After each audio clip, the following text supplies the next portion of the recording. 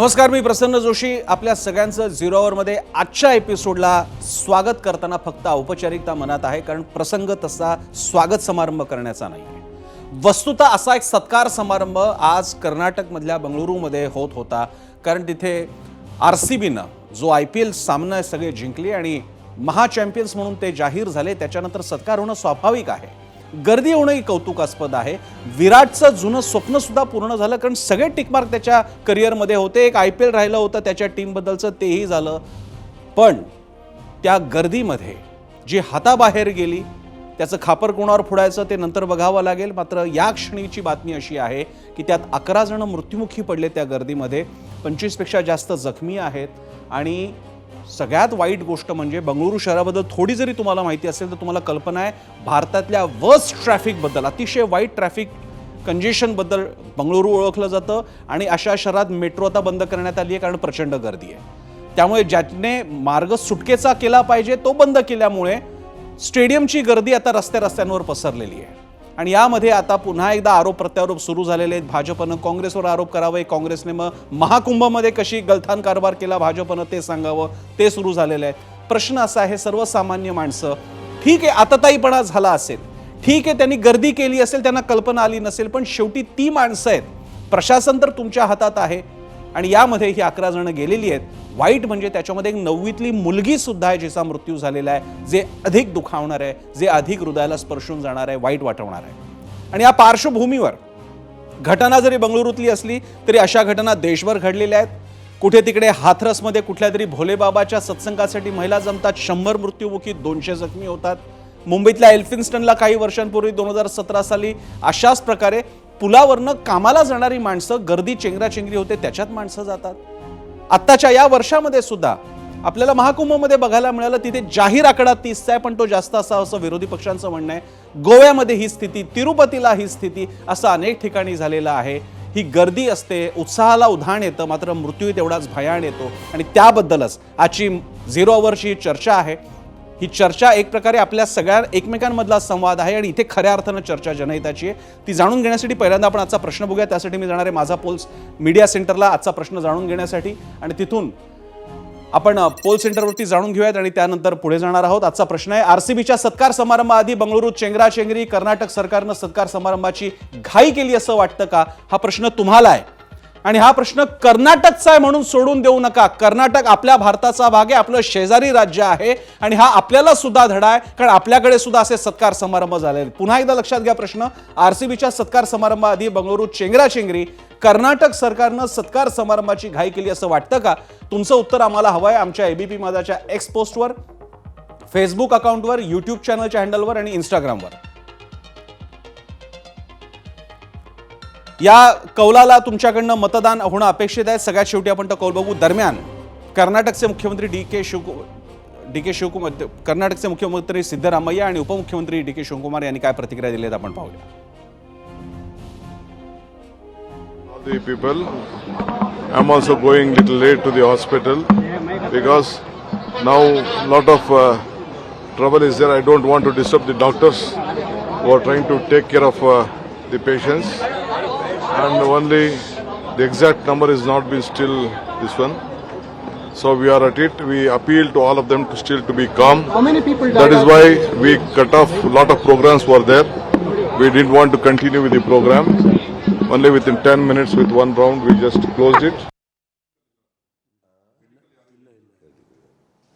ಆಮೇಲೆ ಅವ್ರಿಗೆ ಬೇರೆ ರೀತಿ ಎಲ್ಲ ಟ್ರಾನ್ಸ್ಪೋರ್ಟೇಷನ್ನು ಮತ್ತು ಊಟದ ವ್ಯವಸ್ಥೆ ಎಲ್ಲನೂ ಕೂಡ ಸರ್ಕಾರನೇ ಮಾಡಿಕೊಡ್ತದೆ.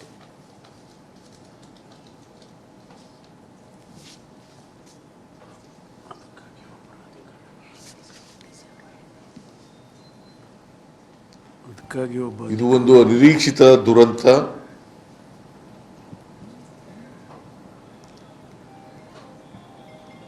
ಯಾರು ಈ ಕಾಲ್ತುಳಿತದಲ್ಲಿ ಪ್ರಾಣ ಕಳ್ಕೊಂಡಿದ್ದಾರೆ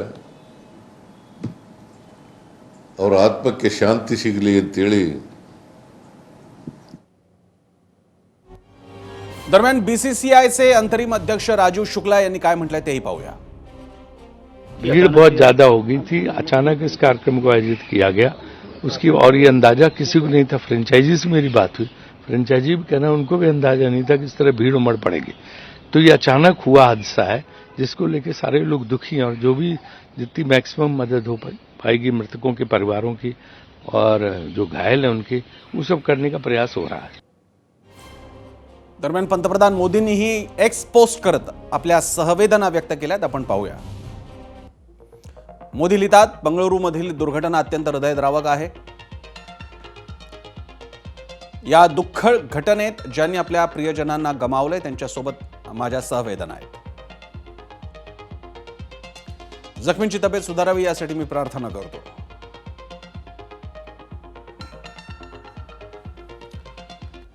आणि यानंतर याच विषयाला आम्ही धरून लोकांकडून प्रतिक्रिया सुद्धा मागवलेल्या होत्या, ज्या आजही येत आहेत, अजूनही येत आहेत. त्या काही निवडक प्रतिक्रिया आपण बघूयात. लोक काय म्हणतात या घटनेबद्दल, कारण ही घटना फक्त बंगळुरूतील नाही आहे. अशा घटनांना आपण सुद्धा वेळोवेळी सामोरं गेलेलो आहोत. मांढरदेवीच्या घटनेपासूनच्या अनेक आठवणी आता या निमित्तानं ताज्या होतात. ठिकाण आणि निमित्त बदलतं, मरणारी माणसं सर्वसाधारण असतात, म्हणून प्रतिक्रिया बघूयात मीडिया सेंटरवरती कोणत्या या प्रतिक्रिया. यूट्यूब चॅनलवरती एबीपी मधाच्या प्रतिक्रिया आली आहे योगेश यांची. तिथे सरकारची चूक नाही, जनतेची चूक आहे, कारण 18 वर्षानंतर IPL जिंकलं म्हणून लोक उत्साहित होऊन गेले आणि ही घटना घडली, असं योगेश म्हणतायत. काही प्रमाणात तथ्य या मुद्द्यामध्ये. भाऊ लिहितात, आधी नियोजन करणं गरजेचं होतं. बरोबर आहे हा मुद्दा. अशी सत्कार समारंभ कोणी मनात आला म्हणून करत नाही, त्यासाठी पोलीस प्रशासनाची परवानगी घ्यावी लागते, त्यामुळे नियोजन हवं होतं. फेसबुकवर आलेली प्रतिक्रिया विनी फर्नांडिस यांची, निव्वळ मूर्खपणा आहे. लोक अनेक जण म्हणतात असं की अशा कार्यक्रमांना, अशा बाहेर कार्यक्रमांना प्रचंड लोक येतात, याला काय अर्थ आहे. अजय दुगड लिहितात, स्वस्तात लोकप्रियता मिळवण्याचा हा प्रकार आहे. त्यानंतर विजयकुमार कठारे लिहितात, लोक मेले तरी यंत्रणेला काहीही फरक पडत नाही. अशा संतप्त आणि उद्विग्न प्रतिक्रिया त्यांनी दिलेली आहे. इंस्टाग्रामवर एबीपी मधाच्या रोशन लिहितात, पोलिसांना आधीच अंदाज यायला हवा होता, सरकार आणि पोलिसांचा दोष आहे. अशी सुद्धा प्रतिक्रिया आहे रोशन यांची. इंस्टाग्रामवर बंटीराज जाधव लिहितात, कोणताही कार्यक्रम करण्यासाठी परफेक्ट नियोजन लागतं मुंबई पोलिसांसारखं. आणि हा संदर्भ महत्त्वाचा आहे, कारण मुंबईमध्ये अशाच प्रकारे जेव्हा चॅम्पियन्स ट्रॉफीची सेलिब्रेशन करण्यात आलं होतं वानखेडे स्टेडियमच्या बाहेर, त्यावेळी मुंबई पोलिसांचं नियोजन तुम्ही बघा. ती दृश्य आम्ही दाखवणार आहोत तुम्हाला आणि आपल्या पोलिसांना सलाम करावा असा वाटतो. प्रतीक्षा लिहितात, जीवावर बेतेल इतकाही जल्लोष करू नये. हा पण मुद्दा बरोबर आहे. शेवटी समाजाचं एक सामूहिक भान असतं की नाही, का आपण गर्दी करायची म्हणून गर्दी करणार. हा प्रतीक्षा यांचा मुद्दा बरोबर आहे.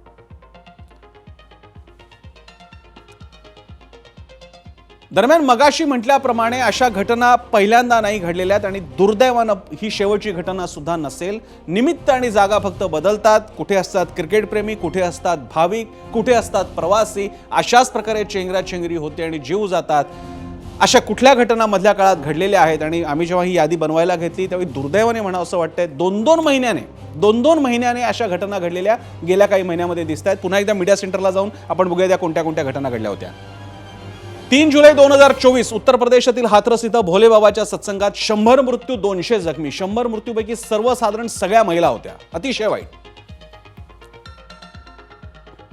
4 डिसेंबर 2024 हैदराबाद इथे पुष्पा 2 प्रदर्शनावेळी चित्रपटगृहात अल्लू अर्जुनला पाहण्यासाठी गर्दी, एका महिलेचा मृत्यू, अनेक जखमी.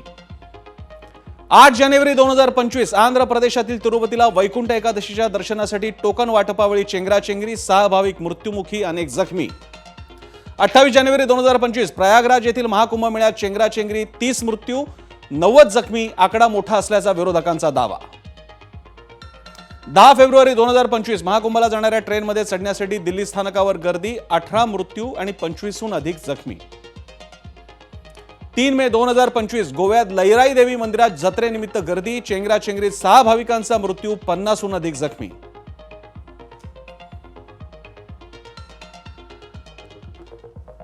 अशा या घटना पाहिल्यानंतर मी मगाशी म्हणालो तसं, घटना लोक बदलतात, मात्र गर्दी होणे आणि ती नियोजनात न करता येणे आणि त्यातून जीव जाणं ही दुर्दैवी घटना घडते. वाईट तेव्हा वाटतं, याच्यामध्ये म्हाताऱ्या महिला असतात, लहान मुलं मुली असतात. इथे सुद्धा आता नवीतली एक मुलगी गेलेली आहे आणि म्हणून हे वाईट वाटतं. माझ्यासोबत आता गेस्ट सेंटरमध्ये आहेत माझे सहकारी आणि ज्यांनी स्पोर्ट्स इव्हेंट्स संपूर्ण त्यांच्या करिअरमध्ये कव्हर केलेले ते आहेत आमचे वरिष्ठ प्रतिनिधी विजय साळवी. विजय, यापूर्वी आपण मुंबईतलं सुद्धा सेलिब्रेशन पाहिलेलं आहे. आपण पॉलिटिकल रॅलीज म्हणायचे झालं तर मुंबईतल्या पाहिल्यात, महाराष्ट्रातला पाहिल्यात, शिवाजी पार्कवरचा दसरा मेळावा तर प्रसिद्ध आहे. मग इथे नेमकं काय अपडेट्स येत आहेत? बेंगलोरमध्ये काय चुकलं नेमकं, काय कुठे लॅप्सेस कुठे राहिले? तुझ्या प्रश्नाकडे उत्तर देण्याच्या निमित्ताने येण्याआधी मी तुला एक आणखी माहिती अपडेट करतो. कर्नाटकचे मुख्यमंत्री सिद्धरामय्या यांनी या दुर्घटनेमधल्या मृतांचा आणि जखमींचा आकडा सांगितला आहे. 11 जण मृत आणि 33 जखमी झालेले आहेत. आणि ते 33 जण जे जखमी झालेले आहेत त्याच्याविषयी जी भीती व्यक्त करण्यात येत होती की आणखी काही मृतांचा आकडा वाढू शकतो. परंतु सिद्धरामय्या यांनी स्पष्ट केलेलं आहे की हे सगळे 47 साधारण जे जखमी आहेत ही मंडळी त्यांच्याविषयी आणखी कोणतीही भीती नाही आहे. आणि कर्नाटक सरकारच्या वतीनं मृतांच्या कुटुंबियांना 10 लाख रुपयांचं मदत ही घोषित करण्यात आली आहे. अर्थात हे सगळं होणं स्वाभाविक होतं, पण जी घटना घडली आहे ती अतिशय दुर्दैवी आणि ती होणं कोणालाही पटणार नाही. याचं मुख्य कारण प्रसन्न IPLचा संघ जो जिंकला, रॉयल चॅलेंजर्स बंगळुरू, हा संघ काल रात्री 11:30च्या सुमारास जिंकला. 18 वर्षानंतर जिंकला. भारतीय संघ असेल किंवा IPL मधली कुठलीही फ्रँचायझी असेल, ही जिंकली की त्यांचे समर्थक, त्यांचे चाहते हे लाखोंच्या संख्येनं रस्त्यावर उतरतात. ही काही नवी गोष्ट नाही, याची आपल्याला कल्पना आहे. 1971 साली अजित वाडेकरांचा संघ जो इंग्लंड आणि वेस्ट इंडिजमधून जिंकून आला, त्याचं स्वागत झालं होतं मुंबई विमानतळापासून वानखेडे स्टेडियमपर्यंत. 1983 साली कपिल देवचा संघ जिंकला मुंबई विमानतळापासून वानखेडे स्टेडियमपर्यंत. 2007 साली महेंद्रसिंग धोनीचा संघ 2020 विश्वचषक जिंकला मुंबई विमानतळापासून वानखेडे स्टेडियमपर्यंत. 2024 साली रोहित शर्माचा संघ 2020 वर्ल्ड कप जिंकला, त्यांचंही स्वागत झालं. विजय मिरवणूक निघाली, फक्त ती मरीन ड्राईव्हच्या परिसरात निघाली.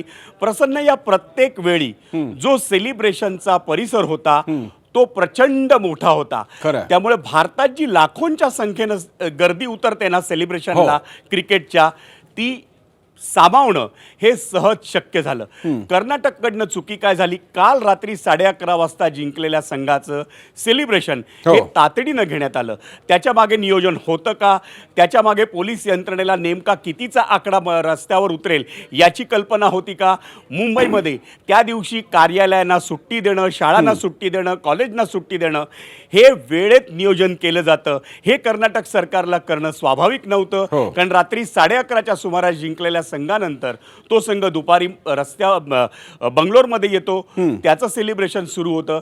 त्यामुळे कर्नाटक सरकारकडनं कोणतंही नियोजन झालेलं आपल्याला दिसत नाही आणि म्हणूनच हा दुर्दैवी प्रकार घडला. कारण एका विशिष्ट जागेत, मग ते विधानसभा असेल किंवा चिन्नास्वामी स्टेडियम असेल, या एका विशिष्ट मर्यादित जागेत ती लाखोंची गर्दी एकवटली, रेटारेटी वाढली, चेंगराचेंगरी झाली आणि त्यानंतर आपल्याला सारा हा दुर्दैवी प्रकार घडलेला दिसून येत आहे. त्यामुळे कोणी कितीही नाही म्हटलं तरी याचा दोष आपल्याला रॉयल चॅलेंजर्स बंगळुरूचं प्रशासन आणि कर्नाटक सरकार या दोघांनाही द्यावा लागेल. प्रसन्न, अर्थात विजय, तुम्ही आपल्यासोबत राज आपल्यासोबत आहेत ज्येष्ठ क्रिकेट समीक्षक, समालोचक, समीक्षक आणि स्तंभलेखक सुनंदन लेले. या क्षणी ते अमेरिकेत आहेत, तिकडून आपल्याशी ते कनेक्ट झालेले आहेत. सुनंदनजी, आपण जगभरातले क्रिकेट सामने आणि त्यांचं सेलिब्रेशन सुद्धा बघितलेलं आहे, गर्दी सुद्धा आपण सगळीकडे पाहिलेली आहे.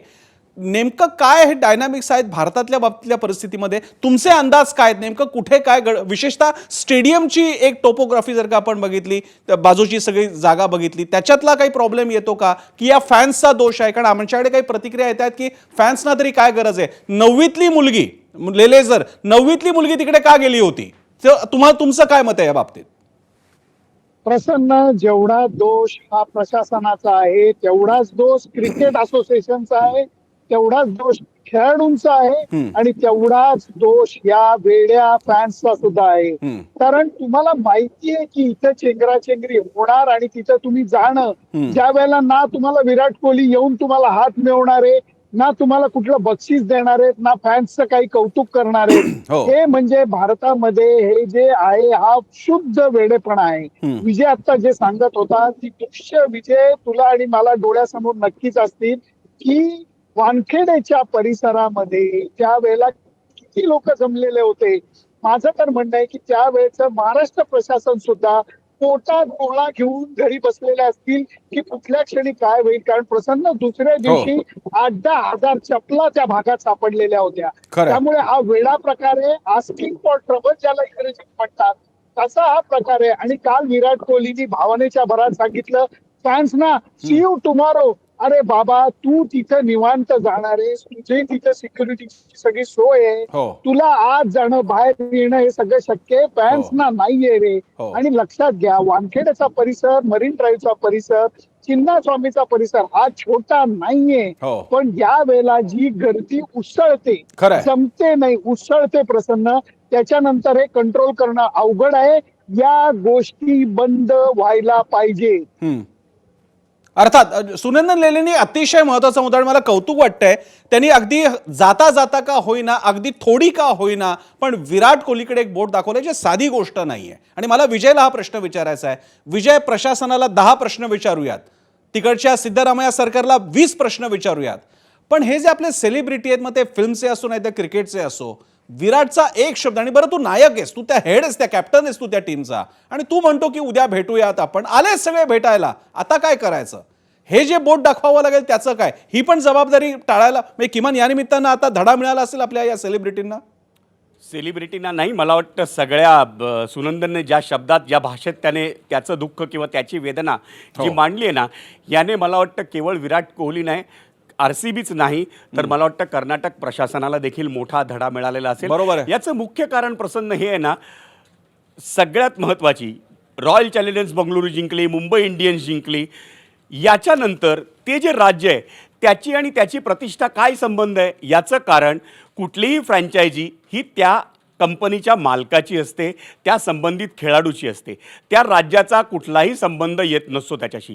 पण आपल्या नेत्यांना त्या लोकप्रियतेच्या लाटेवर, त्या उत्साहामध्ये, त्या उत्सवामध्ये सहभागी व्हायचं असतं, आणि नेमकं तेच सिद्धरामय्या यांनी केलं, DK शिवकुमार यांनी केलं, आणि म्हणूनच स्वतःला देखील चमकोगिरी करायची हौस असल्यामुळे आपले नेते त्या भरीस पडतात, आणि सातत्यानं आपल्याला हे उत्सवी स्वरूप क्रिकेटमधल्या विजयाचं दिसतं. बरं, आपण जर या समर्थकांना, चाहत्यांना कुठं सांभाळायला गेलो तर तसं होणार नाही. याचं मुख्य कारण प्रसन्न, या देशातल्या प्रत्येक नागरिकाचं त्याच्या मनातल्या वेदनेवर, त्याच्या दुःखावर फुंकर घालण्याचं साधन कुठलं आहे तर क्रिकेट आहे.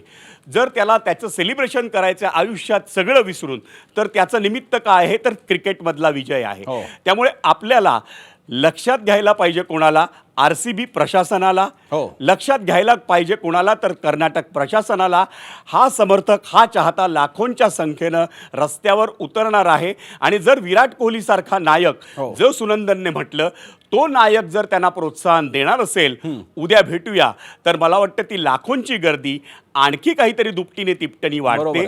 आणि म्हणूनच स्वाभाविकच आत्ता सुनंदन म्हटल्याप्रमाणे त्याची जबाबदारी विराट कोहलीवर देखील आलेली आहे. त्यामुळे त्याला त्या जबाबदारीतून मुक्त होता येणार नाही. प्रसन्न, खरा विजय, फक्त या दरम्यान थोडंसं पर्सनल सांगायचं झालं तर थोडंसं दुर्दैव आहे. म्हणजे विराटच्या बाबतीत एकाच वेळी टीका करत असताना मन थोडंसं दुखावलं असं की त्या माणसाचा, तो आता वयाच्या आणि करिअरच्या अशा टप्प्याला आहेत की तो आता एकेका फॉर्मॅटमधून एक्झिट घेतोय. IPL मध्ये त्याला शेवटी यश मिळवलेले, आता त्याने सगळे टिकमार्क पूर्ण केलेत, आणि तो एक म्हणजे मनस्वीपणाने बोलून गेला की आपण उद्या भेटूया. पण आता हे एवढं झाल्यानंतर माणूस चांगल्या भावनेने बोलल्याचं सुद्धा जर का नाट लागत असेल तर काय म्हणावं. दरम्यान एक अपडेट आपल्या प्रेक्षकांसाठी, सिद्धरामय्या जे मुख्यमंत्री आहेत कर्नाटकाचे, त्यांनी न्यायिक चौकशीचे आदेश दिलेले आहेत.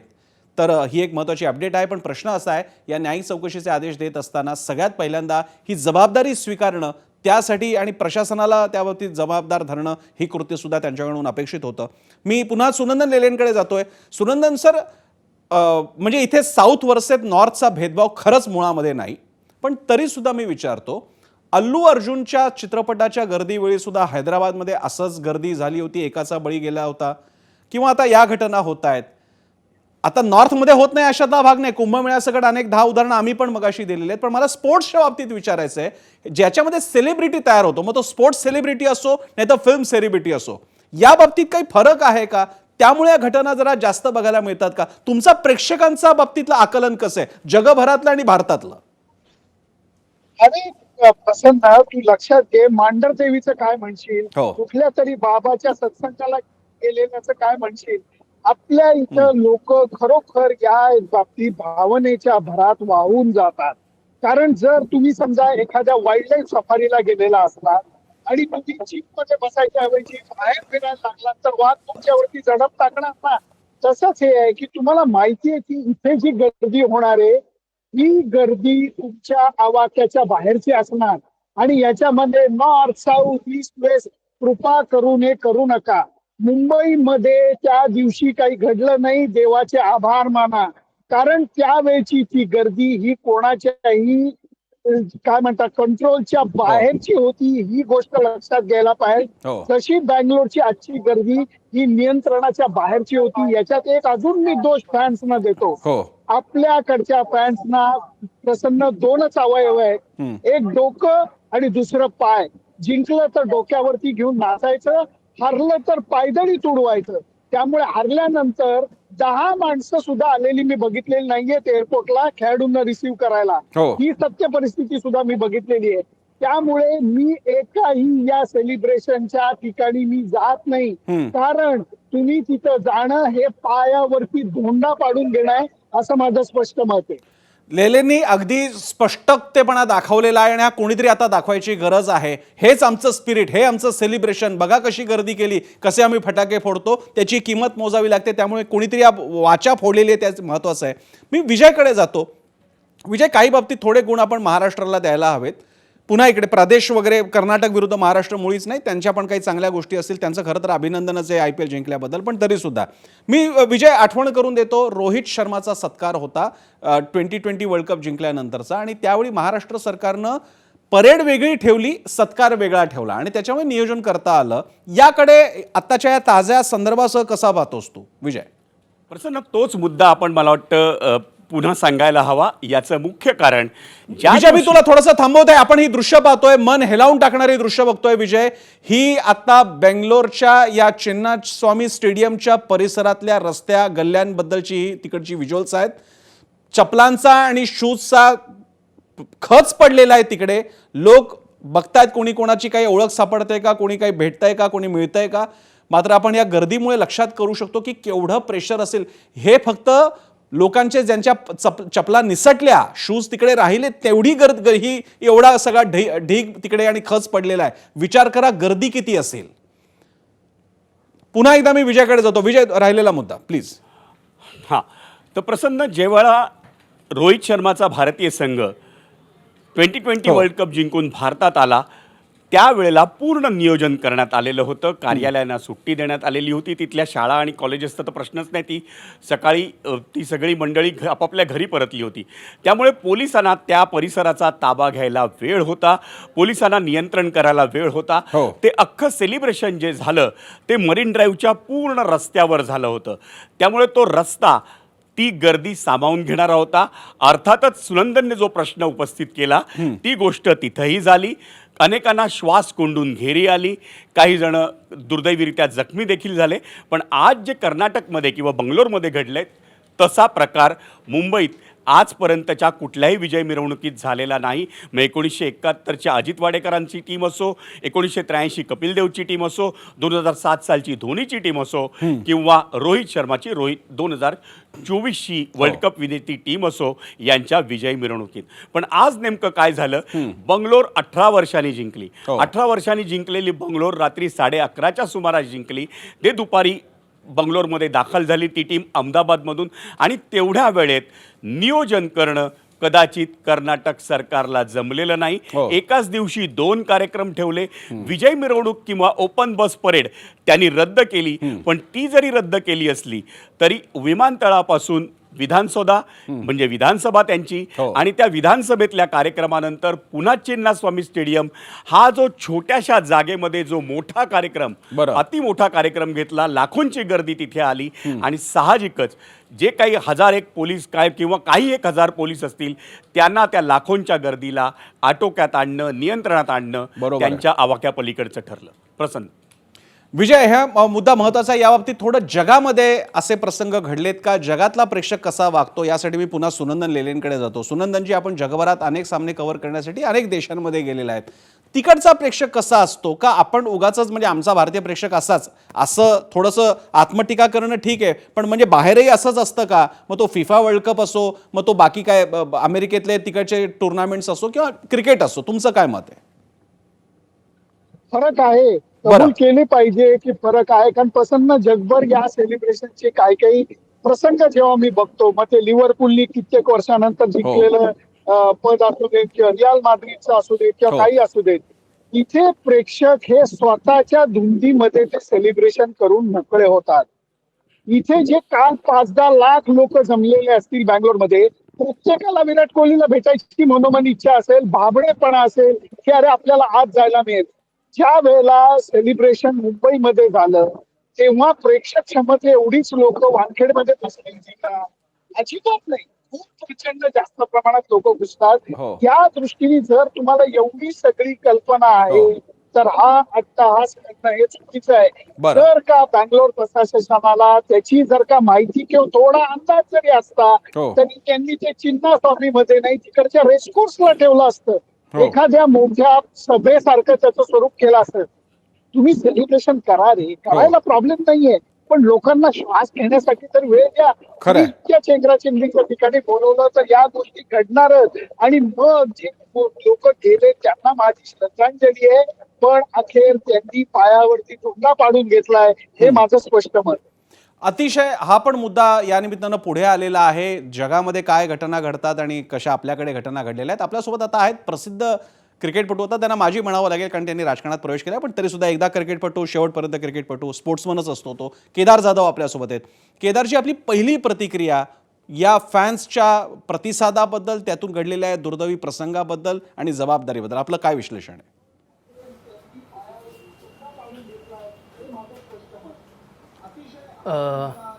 पहिलं तर नक्कीच ही फॅन्स बरोबर जी काही घटना झाली आहे, मला वाटतंय की ही नक्कीच एक दुर्दैवी अशी घटना आहे आणि कुठल्याच संघाला त्यांच्या सेलिब्रेशनमध्ये असं गालबोट लागलेलं बिलकुलच चांगलं वाटणार नाही. पण मला वाटतं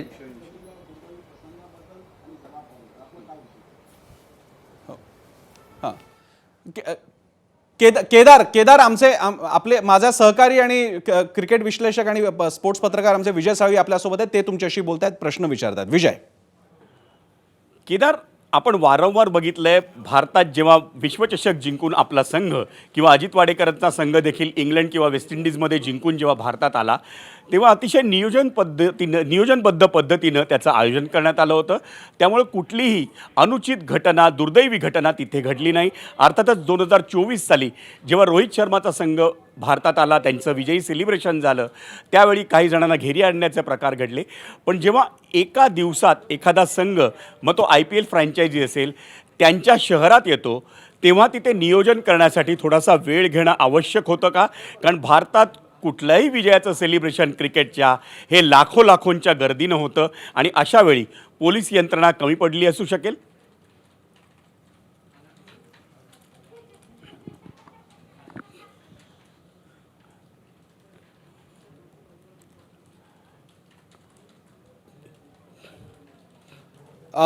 केदार जाधव यांच्याशी आपला बहुधा संपर्क तुटला असेल, म्हणून अडचण आली असेल. विजय, तुमचा प्रश्न त्यांना लक्षात आला नसेल. मी एकदा सुनंदन लेलेंकडे जाऊन पुन्हा विजय तुमच्याकडे येतो, तोपर्यंत तुम्ही प्रश्न विचारू शकाल. सुनंदनजी, या सगळ्या पार्श्वभूमीवर आता भारत ही एक महासत्ता आहे, क्रिकेट महासत्ता तर ती आहेच. मोठमोठी स्टेडियम जागतिक आपल्याकडे होत आहेत आणि यापुढे विविध प्रकारच्या फॉर्मॅट्समुळे लोकांचा क्रिकेटबद्दलचा ओढा आणखी वाढत चाललेला आहे आणि आता लोक गर्दी रस्त्यावर येऊन सेलिब्रेशन सुरू झालेलं आहे.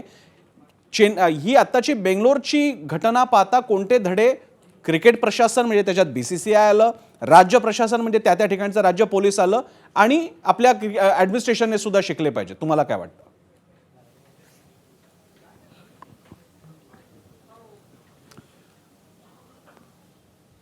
सुनंदन लेलेंशी आपला संपर्क तुटलेला आहे. विजय, पुन्हा एकदा केदार जाधवांना प्रश्न विचारू शकतो. विजय. केदार, माझा तुला प्रश्न आहे. आपण सातत्यानं ह्या गोष्टी पाहिलेल्या आहेत. अजित वाडेकरांच्या इंग्लंड आणि वेस्ट इंडिज दौरा संघ जिंकला. 1983 साली कपिल देव, 2007 साली महेंद्रसिंग धोनी, 2024 साली रोहित शर्माचा संघ, आणि त्यांच्या विजय मिरवणुका मुंबईमध्ये निघाल्या. कोणताही अनुचित प्रकार घडला नाही, कुठलीही दुर्दैवी घटना घडली नाही. IPL फ्रँचायझी अनेक जिंकल्या, प्रत्येकाचे सत्कार सोहळे झाले, विजय मिरवणुका निघाल्या. पण बंगलोरचा संघ काल रात्री 11:30च्या सुमारास जिंकतो आणि लगेच 15-16 तासात तुम्ही त्यांचं सेलिब्रेशन करता एवढ्या मोठ्या प्रमाणावर. कुठेतरी पोलीस यंत्रणा कमी पडली आहे, राज्य प्रशासनाचं नियोजन कमी पडलं असं वाटतं का?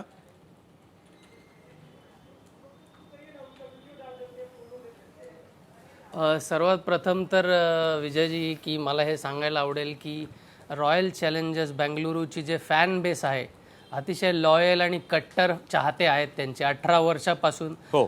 ज्या एका गोष्टीसाठी ते वाट बघत होते ती म्हणजे IPL ट्रॉफी. आणि काल जेव्हा मी स्वतः पण रॉयल चॅलेंजर्स बेंगलुरूकडून 3दा खेळलेलो आहे, त्यामुळे नक्कीच एक इमोशनल क्षण होता, आनंदाचा क्षण होता.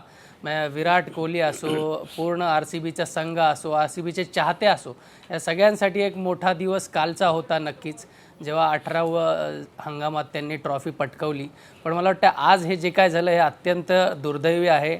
आणि याच्यावरून कळून येतं की RCBचे जे चाहते आहेत ते किती एकदम स्वतःला त्यांनी वाहून दिलेलं आहे RCBसाठी. एवढे वर्ष सातत्यपूर्ण ते कामगिरी करत आलेत, पण त्यांना ती ट्रॉफी काय जिंकता येत नव्हती. आणि काल जेव्हा ते जिंकली ट्रॉफी, त्या ट्रॉफीचं जिंकल्यानंतर त्यांच्यासाठी ती ट्रॉफी काय होती हे आपल्याला तिथे जमलेल्या त्या जमावावरून कळून येतं की एवढी मोठी जनसंख्या तिथे आली होती फक्त आणि फक्त RCBच्या त्या टीमबरोबर त्यांचा आनंद साजरा करण्यासाठी. आणि एक भावूक क्षण होता. पण जे काही झालं हे अतिशय दुर्दैवी आहे. आणि जसं तुम्ही म्हटला विजय की प्रशासन थोडंसं नक्कीच तिथे कमी पडलं आहे असं मला वाटतं. कारण याच्या आधी पण भारताने पण विश्वचषक जिंकला आहे. वेगवेगळ्या सिटीजमधल्या IPLच्या फ्रँचायझ टीम्सनी त्यांच्या सिटीजसाठी जिंकलेल्या आहेत. त्यांच्याकडे पण रॅली नक्कीच झाली असेल. पण मला वाटतं ही अशी घटना ही पहिल्यांदाच झाली आहे. त्यामुळे ही नक्कीच एक प्रशासनाची पण थोडीशी इथे मला वाटते त्यांनी कमी काळजी घेतली किंवा त्यांना तेवढं वाटलं नव्हतं एवढ्या इंटेन्सिटीने लोक तिथे येतील. पण मला वाटतं मग त्यांना RCBचे फॅन काय आहेत हे नक्कीच जाणून घ्यायची खूप गरज आहे.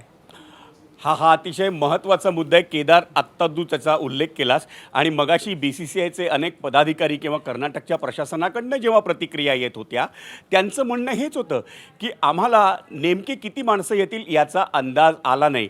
हे म्हणजे अगदी हास्यास्पद आहे हे वक्तव्य. याचं कारण भारतीय संघ जेव्हा जेव्हा जिंकतो तेव्हा भारतीय चाहते आणि कुठलीही फ्रँचायझी जिंकली की त्यांचे जे लाखोने चाहते आहेत हे रस्त्यावर उतरून सेलिब्रेशन करतात, उत्सव साजरा करतात. आणि हे स्वाभाविक आहे, कारण या देशात क्रिकेट हा सगळ्यात मोठा धर्म आहे. आणि अशा वेळी प्रशासनानं, राज्य प्रशासनानं, पोलीस यंत्रणेनं अधिक सजगपणे यापुढच्या काळात काम करायला हवं का? कारण भारतात विजयाचे सण, विजयाचे उत्सव, IPLमधल्या विजयाचे उत्सव, सण पुन्हा पुन्हा येणार आहेत.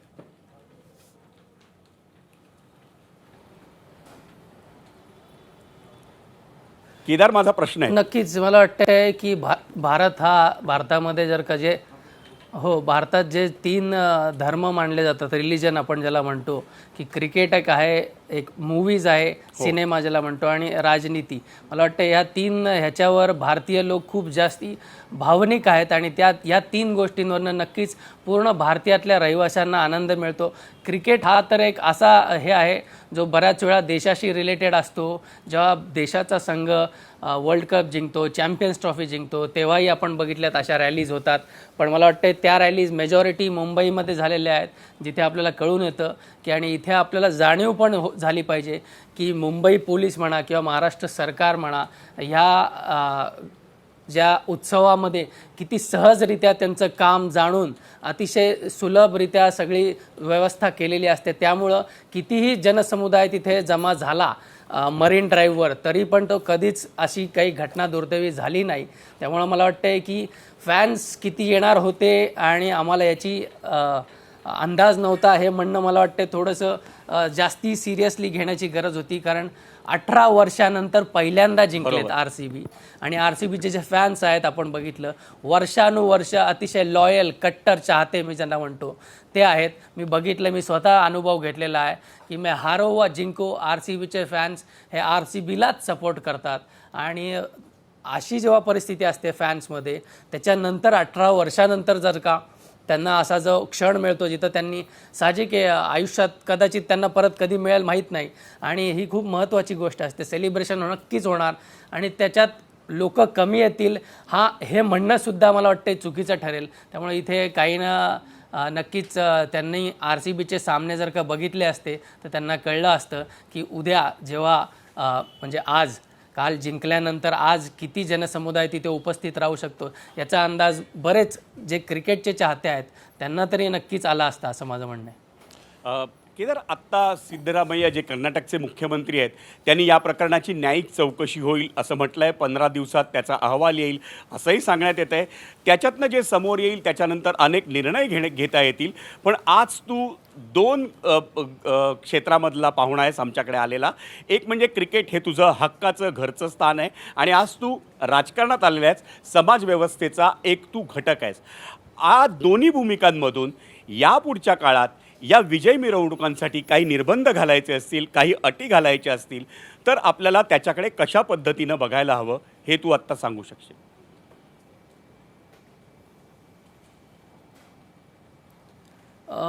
मला वाटतं की खूप जास्ती महत्त्वाचं एक तर आहे की जेव्हा कुठलाही मी आता समजा जे मी आत्तापर्यंत ऐकलं की विराट कोहली जर का RCBच्या चाहत्यांना म्हटलं असेल की यार उद्या आपण सगळे सेलिब्रेट करणार आहोत, आणि त्याला माहिती आहे कारण तो स्वतः 18 वर्ष त्या संघाचा भाग होता, अविभाज्य घटक होता, आणि त्याला जेवढी तीव्र इच्छा होती ती ट्रॉफी जिंकण्यासाठी RCBच्या चाहत्यांसाठी, ही मला वाटतं एवढी तीव्र इच्छा कोणाचीच नसेल. आणि त्या चाहत्यांना त्यांनी दिलेलं ते वचन पूर्ण करण्यासाठी तो जेवढा उत्सुक होता तेवढेच उत्सुक त्याचे चाहतेसुद्धा होते विराट कोहलीच्या हातात ती IPLची ट्रॉफी बघताना. त्यामुळे मला वाटतं एक तो नैसर्गिकरित्या तो क्षण जुळून आला होता.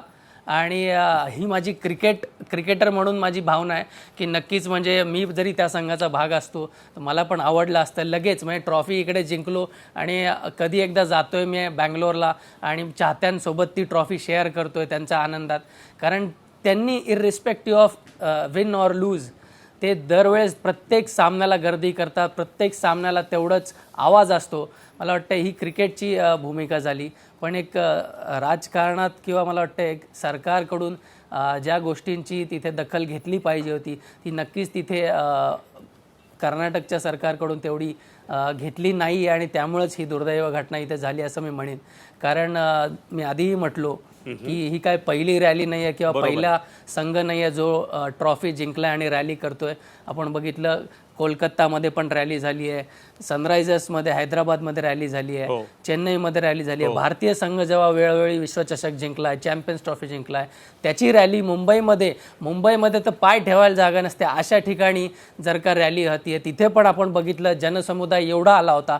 पण तरी पण मला वाटतं इथे महाराष्ट्र सरकार आणि मुंबई पोलीस यांचं नक्कीच कौतुक केलं पाहिजे की किती सहजरित्या त्यांनी एवढा मोठा जो आनंदाचा क्षण असतो तो कुणालाही त्याचा फटका बसणार नाही याची काळजी घेऊन ज्या सहजतेने त्यांनी तो क्षण पार पडला याबद्दल मला वाटते त्या वेळेसचे जे सरकार असतील त्या प्रत्येक सरकाराचं मी अभिनंदन करीन. आणि आज इथे मला वाटते कर्नाटकमधलं जे काही सरकार आहे काँग्रेसचं मला वाटतं ते इथे थोडंफार कमी पडलं आहे नक्कीच. आणि सरकार कुठलं कमी पडणं याच्या पडण्यापेक्षा ज्यांचा जीव गेला तो जीव आहे नक्कीच त्याची किंमत अतिशय म्हणजे कशातच करू नाही शकणार. अतिशय दुर्दैवी घटना आहे आणि मी माझं सांत्वनपर नक्कीच त्यांना त्यांच्या घरच्यांना देव ताकद द्यावं या कठीण क्षणामध्ये त्यातनं बाहेर येण्यासाठी. एक मुद्दा मला विजय तुम्हाला आणि केदार जाधव दोघांनाही आहे, दोघंही त्याच्यावर व्यक्त होऊ शकतात. एक चर्चा अशी आहे आणि जवळपास सगळ्यांचं असं मत आहे की जेव्हा बाहेर स्टॅम्पीड होत होतं, जेव्हा चेंगराचेंगरी होत होतं, बातम्या टीव्हीवर सुरू झाल्या होत्या की 4 मृत्युमुखी 5, 7, 11, त्यावेळी सुद्धा सत्कार समारंभ चालू होता. विराट हसतो याची दृश्य दिसत होती. तिकडे सगळे काय ते शासकीय कोण मंत्री वगैरे असतील ते आले होते आणि ते जास्त लोकांना झोमतंय. चला ठीक आहे, अनागोंदी झाली असेल, पण किमान जर का तुम्हाला माहिती आहे की बाहेर चेंगराचेंगरी चालू आहे, तर किमान कार्यक्रम स्थगित करता येतो. विजय, या बाबतीत काही टिप्पणी? प्रसन्न, मला असं वाटतं ना की या ज्या घटना घडत होत्या या आपल्यापर्यंत पोहोचत होत्या. कदाचित जे खेळाडू त्या सत्कार समारंभात त्या सोहळ्यात सहभागी झाले होते, मग ज्याचं आपण पटकन नाव घेतो, या रॉयल चॅलेंजर्स बंगळुरूच्या अख्ख्या या यशाचा हिरो किंवा नायक विराट कोहली, त्याच्यापर्यंत किंवा त्याच्या सहकार्यापर्यंत इतकी गंभीर घटना बाहेर घडते याची माहिती पोचते का, याच्याबाबत माझ्या मनात शंका आहे. याचं मुख्य कारण ते प्लेयर्स आहेत, ते कुठल्याही शासकीय यंत्रणेचा भाग नाही आहेत. नक्कीच तिथे जो शासकीय यंत्रणेचे मंडळी होती, मग ते पोलीस दलाचे विशिष्ट प्रमुख असतील किंवा राज्य शासन, कर्नाटक राज्य शासनाचे प्रतिनिधी असतील, त्यांच्यापर्यंत ती माहिती पोचली असेल. त्यांनी जर ती स्वतःहून RCBच्या प्रशासनापर्यंत, RCBच्या मॅनेजमेंटपर्यंत पोहोचवली असती तर तो कार्यक्रम नक्कीच तातडीनं थांबवता आला असता.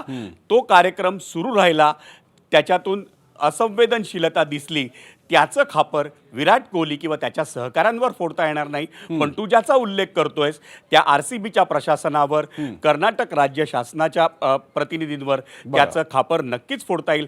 कारण बाहेर काय घडतंय, ते किती गंभीर घडतंय याची माहिती त्यांच्यापर्यंत नक्कीच पोहोचली असेल किंवा कोणाला तरी पोहोचवता येत होती असेल. मला इकडे केदार जाधवांना एक प्रश्न विचारायला हवा. केदारजी, मगाशी आपल्यासोबत ज्येष्ठ क्रिकेट समीक्षक आणि समालोचक सुनंदन लेले सुद्धा होते आणि त्यांनी एक महत्त्वाची टिप्पणी केली की विजय प्राप्त झाल्यानंतर जेव्हा आज हा कार्यक्रम होणार होता, सोशल मीडियावर विराट कोहली म्हणाला सी यू टुमॉरो, असं फॅन्सना म्हटलं त्यांनी.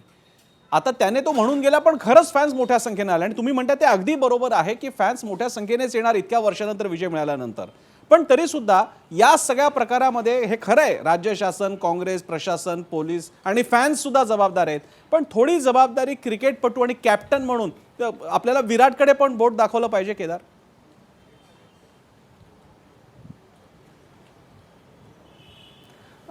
बिलकुलच नाही. कारण कसं आहे, मी तुम्हाला मागच्या प्रश्नात उत्तर दिलं की 18 वर्ष ज्या फॅन्ससाठी विराट कोहली किंवा तो संघ झटत होता त्या ट्रॉफीसाठी, ती ट्रॉफी मिळाल्यावर आता ते फक्त संघ आमचा आम्ही सेलिब्रेट करू हे नक्कीच साहजिक आहे, ते खूपच स्वार्थी भावना होईल आणि त्यामुळेच त्याला ती भावना शेअर करायची होती जे लॉयल फॅन बेस आहे RCBचा त्यांच्यासोबत. आणि म्हणूनच, आणि आपण बघितलं कालसुद्धा जेव्हा ट्रॉफी जिंकल्यानंतर विराटच्या डोळ्यातून अश्रू आपण बघितले. आणि मला वाटतं की इथे विराट कोहली हा किती मोठा खेळाडू आहे हे आपल्याला, जसं सचिन तेंडुलकर जेव्हा रिटायर झाले त्याच्यानंतर आपल्याला कळलं की यार आज सचिनला आपण मिस करतो, किंवा धोनी रिटायर झाल्यावर आपल्याला कळतं की यार धोनीला आपण मिस करतो. त्यामुळे मला वाटतं की जोपर्यंत ते खेळाडू खेळत आहेत तोपर्यंत त्यांना सेलिब्रेट करणं, त्यांना साजरा करणं हे नक्कीच खूप महत्त्वाचं आहे. एक भारतीय म्हणून, एक क्रिकेटर म्हणून आणि एक राजकीय कार्यकर्ता म्हणून सुद्धा मी ही जबाबदारी सांगेन सगळ्यांनाच की एक क्रिकेटर हा खूपच देशासाठी जेव्हा सेवा करतो तेव्हा तो सगळं त्याग केलेलं असतं. बरोबर आहे. कुटुंबापासून लांब राहतो बराच वेळ, बऱ्याचशा गोष्टी त्याग करतो फक्त आणि फक्त देशासाठी, सामना जिंकण्यासाठी. त्यामुळे मला वाटतं की कुठलाही खेळाडूचं असं कधीच वाटणार नाही की त्याला असं कंप्लेनही आपण त्याला ब्लेम नाही केलं पाहिजे की त्यांनी बोलवलं आणि म्हणून. साहजिक याच्यावरून कळून येतं की त्यांनी फक्त सी यू टुमॉरो म्हटलं आणि केवढी मोठी गर्दी तिथे झाली आहे. याच्यावरून कळतं की क्रिकेट ह्या देशामध्ये किती मोठं आहे आणि क्रिकेटर्सला कसं ऑलमोस्ट देवाच्या बरोबरीने बसवलं जातं. आणि मला वाटतं इथे फक्त प्रशासनच मी म्हणू शकतो येऊन जाऊन. अगदी केदार, तुमच्या भावना अगदी पटण्यासारख्या आहेत की हे खरं आहे, काय असेल ती जबाबदारी, पण किमान आपण विराटला एकतर मुळातच इतक्या वर्षानंतर मिळालेलं यश असेल तर तो म्हणणारच असं काही. आणि इथे तुम्ही म्हणताय तो बरोबर आहे हे. आणि मगाशी विजयने पण सांगितलं की RCB प्रशासन सगळ्यात महत्त्वाचं, त्यानंतर पोलीस प्रशासन, त्यानंतर गृह खातं आणि पर्यायानं मग सगळं राज्यमंत्री जे काही सरकार आहे त्या सगळ्यांची जबाबदारी होती. गेलेल्यांचे जीव परत येणार नाहीत, धडा शिकण्याची मात्र संधी आहे. पण धडे तरी किती शिकायचे? आपण कुंभाचा धडा शिकलो नाही, आपण दिल्ली स्टेशनवरच्या स्टॅम्पिडचा शिकलो नाही, एल्फिन्स्टनचा धडा शिकलो नाहीत आणि असे अनेक घटना घडलेल्या आहेत. उत्तर प्रदेश हाथरसचा शिकलो नाही, तिरुपतीच्या एकादशीचा शिकलो नाहीत. किती धडे शिकल्यानंतर आपण शहाणे होणार आहोत हा प्रश्न मात्र कायम राहतो. पण तुर्तास या अतिशय महत्त्वाच्या विषयावरती आपल्या लोकांच्या भावना व्यक्त, तुम्ही सगळ्यांनी लोकांच्याच भावना व्यक्त केल्या आहेत. विजय आणि केदार, तुम्हा दोघांचे आभार. मगाशी सुनंदन लेले होते, त्यांचे सुद्धा आभार. वर आपला प्रश्न होता बेंगळुरूतल्या चेन्नास्वामी स्टेडियम बाहेर आरसीबीचा सगळा स्वागत समारंभासाठी आलेल्या गर्दीमध्ये चेंगराचेंगरी झाली आणि त्यामध्ये 11 जणांचा जीव गेला. त्यावरचा आपला प्रश्न होता. त्याला पोल सेंटरला जाऊन आपण बघूयात की तुम्ही काय उत्तर दिलेले, कौल कसा दिलेला. प्रश्न होता आरसीबीच्या सत्कार समारंभाआधी बंगळुरूत चेंगराचेंगरी, कर्नाटक सरकारनं सत्कार समारंभाची घाई केली का? 11,000 प्रतिक्रिया आल्या.